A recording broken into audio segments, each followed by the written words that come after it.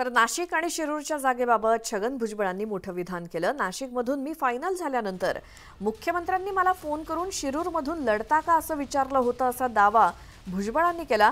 शिरूरमधून निवडणूक लढवली तर नाशिकची जागा त्यांना मिळाली असती, मात्र मी नाशिक सोडून जाण्याचा प्रश्नच येत नाही असं भुजबळ म्हणाले।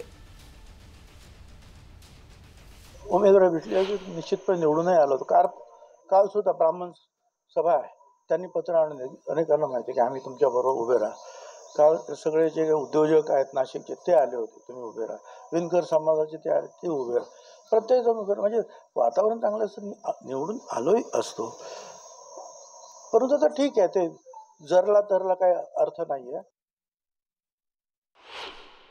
असं कुठल्या कायद्यात वगैरे काय म्हटलं तर ध्यान दाखवा, कायदा किंवा निवडणुकीचं काय बुक वगैरे काय असेल तर दाखवा की अशी मागणी होऊ शकत नाही। मागणी काय, काही मागण्या होऊ शकतात। आम्ही हे असे प्रयत्न करू, त्याचे प्रयत्न करू, त्याचे प्रयत्न, त्यात चूक आहे? मागणी करायला त्याच्यामध्ये चुकीचं असं काय आहे?